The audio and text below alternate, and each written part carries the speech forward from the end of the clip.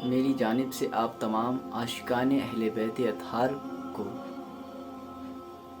13 رجب ولادت مولائے کائنات حضرت علی المرتضیٰ شیر خدا رضی اللہ تعالی عنہ بہت بہت مبارک ہو۔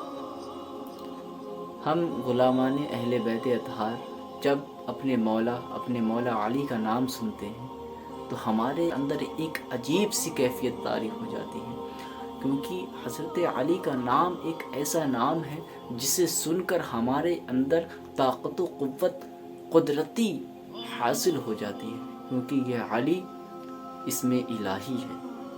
یہ علی کوئی عام نام نہیں ہے، یہ علی اللہ تبارک و تعالیٰ کا بھی نام ہے۔ اس وجہ سے اس نام کو سنتے ہی ہمارے اندر محبت علی علیہ السلام بیدار ہو جاتی ہے اور ہمارے دل بھی آپ کی محبت سے باغ باغ ہو جاتے ہیں۔ تو آپ لوگوں کو 13 رجب کی بہت زیادہ مبارکبادیں، اور مولا کریم اس دن کے صدقے میں ہماری خارجیت، سوچ و فکر اور گمان کو ہمارے دلوں کے اندر سے، ہمارے ذہنوں کے اندر سے دور فرمائے۔ یہ دن ہم عاشقان اہل بیت کے لیے بہت ہی اہم دن ہے، کیونکہ اس دن ہمارے مولائے کائنات حضرت علی المرتضیٰ شیر خدا رضی اللہ تعالی عنہ کی ولادت بسعادت ہوئی۔ اور یہ ولادت کوئی عام ولادت نہیں ہے، یہ ولادت ایسی ولادت ہے کہ جب علی المرتضیٰ حضرت علی جب اس دنیا میں تشریف لاتے ہیں تب بھی اپنے کمالات کے ساتھ تشریف لاتے ہیں۔ حضرت فاطمہ بنت اسد طواف کعبہ کر رہی ہیں، کعبے کا طواف کر رہی ہیں، اور حضرت علی کے ولادت کا وقت بھی قریب ہے۔ حضرت فاطمہ بنت اسد طواف کعبہ کر رہی ہیں، اسی کے دوران حضرت علی کی ولادت کا وقت قریب آ جاتا ہے۔ جب ولادت کا وقت قریب آتا ہے تو فوراً قدرتاً من جانب اللہ تبارک و تعالیٰ کی جانب سے کعبہ کی دیوار پھٹ جاتی ہے، اور حضرت فاطمہ بنت اسد اس کعبے کے دیوار کے اندر چلی جاتی ہیں، اور جیسے ہی آپ فاطمہ بنت اسد اس دیوار کے اس کعبہ کی کوٹری کے اندر جاتی ہیں، فوراً وہ دیوار اپنے آپ قدرتاً جڑ جاتی ہے اور پہلے جیسی ہو جاتی ہے۔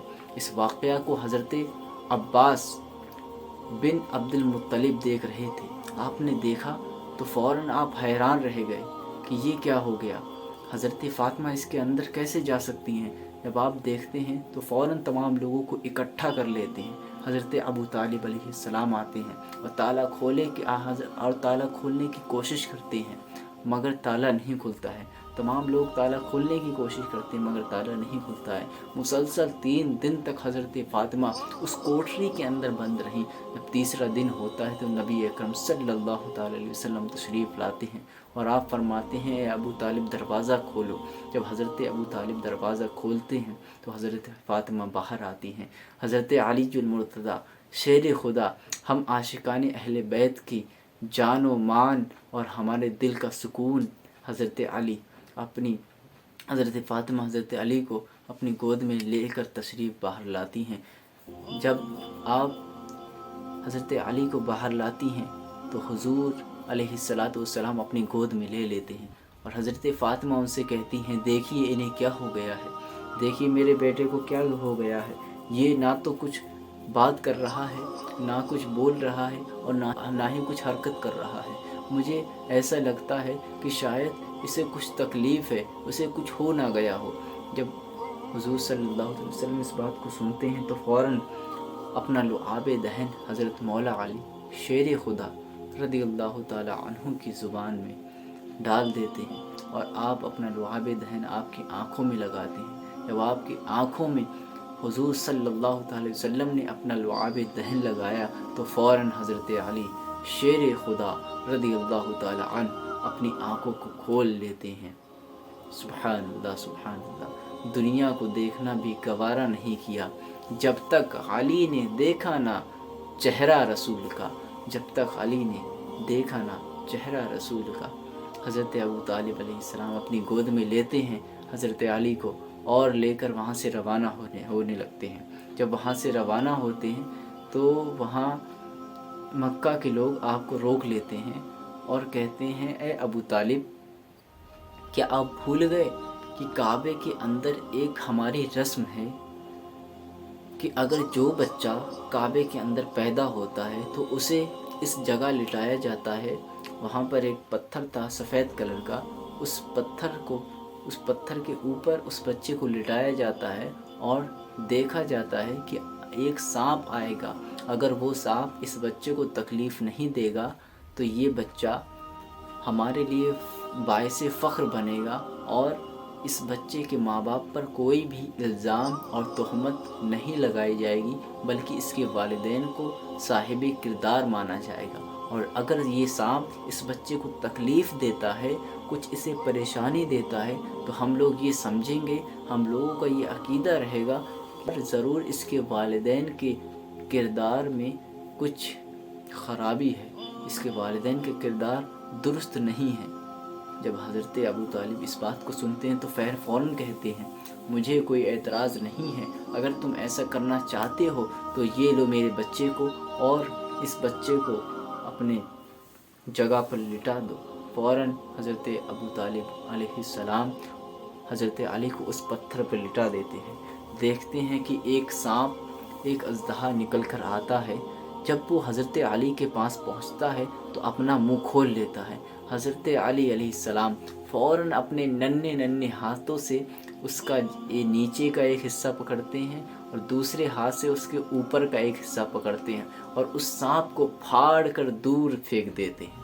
جب اس چیز کو تمام لوگ دیکھتے ہیں تو حی درہ، حی درہ، حیا کو عربی میں سانپ کہتے ہیں اور درہ کو پھاڑنا کہتے ہیں. تمام لوگ نعرہ بلند کر دیتے ہیں حی درہ، حی درہ، کہ دیکھو انہوں نے سانپ پھاڑ دیا، سانپ پھاڑ دیا. اتنے میں حضرت فاطمہ کہتی ہیں حی درہ، حی درہ، یہ حیدر ہے، اس کا نام، میرے بیٹے کا نام حیدر ہے. حضرت ابو طالب حضرت علی کو اٹھا لیتے ہیں اور گلے سے لگا کر آپ کی سینے مبارک پر بوسہ لیتے ہیں اور آپ کو لے جانے لگتے ہیں. پھر سے وہ تمام لوگ آپ کے سامنے آ جاتے ہیں اور کہتے ہیں اے ابو طالب، یہ تو آپ کے بیٹے نے ہمارا پیمانہ ہی ختم کر دیا. اب ہم کس طرح لوگوں کی پہچان کریں گے، کس طرح ہم بچوں کی پہچان کریں گے کہ یہ بچہ ہمارے لیے، ہمارے مستقبل میں ہمارے لیے باعث فخر بنے گا. ہم کیسے اس پتہ کریں گے کہ یہ حلالی ہے یا یہ ناجائز النسل ہے، ہم کیسے پتہ کریں گے؟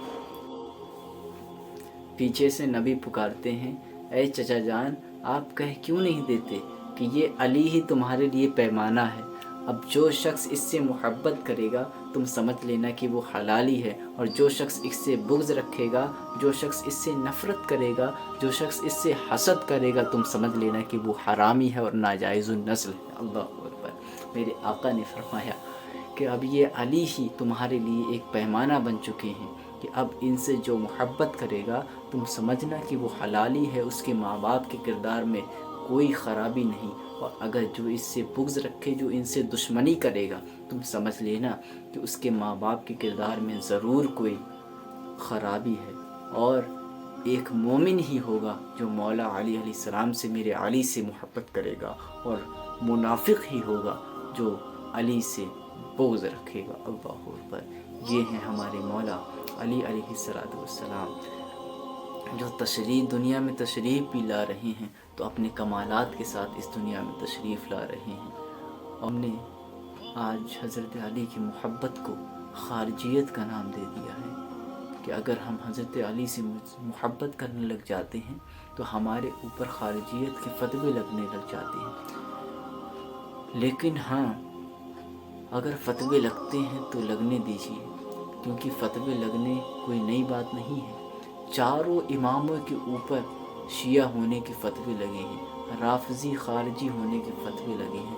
ہمارے امام حضرت ابو حنیفہ پر بھی شیعہ ہونے کا فتویٰ لگا تھا.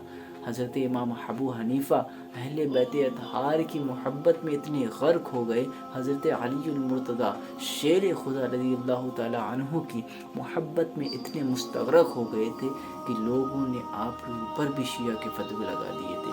حضرت برقی امام شافعی رضی اللہ تعالیٰ عنہ فرماتے ہیں کہ مجھے اس حال میں قید کر کے لے جایا گیا کہ میرے پاؤں میں بیڑیاں پڑی ہوئی تھیں۔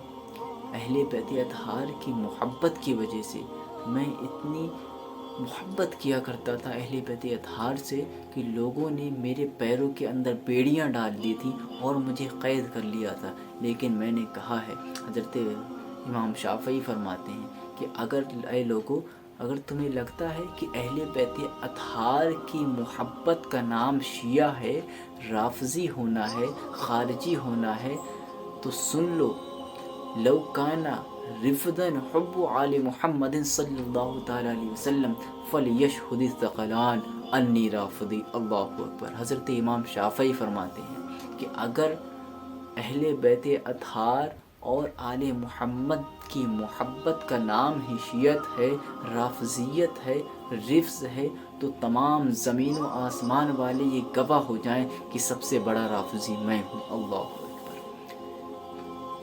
تو ہمیں اس چیز سے گھبرانا نہیں چاہیے کہ اگر ہم اہل بیت اطہار سے محبت کریں گے، بے پناہ محبت کریں گے، تو ہمارے اوپر شیعت کے فتوے لگ جائیں گے، خارجی ہونے کے فتوے لگ جائیں گے۔ مولا کریم ایسے فتنوں سے ہمیں محفوظ رکھے اور تمام لوگوں کو عقل سلیم عطا فرمائے، اور یہی دعا کرتے ہیں کہ تمام لوگوں کو اللہ تبارک و تعالی ہدایت عطا فرمائے، تمام لوگوں کے دلوں میں اہل بیت اطہار کی سچی پکی محبت عطا فرمائے، اور تمام بغض و حسد سے دور رہنے کی توفیق عطا فرمائے۔ آمین۔ مولا کریم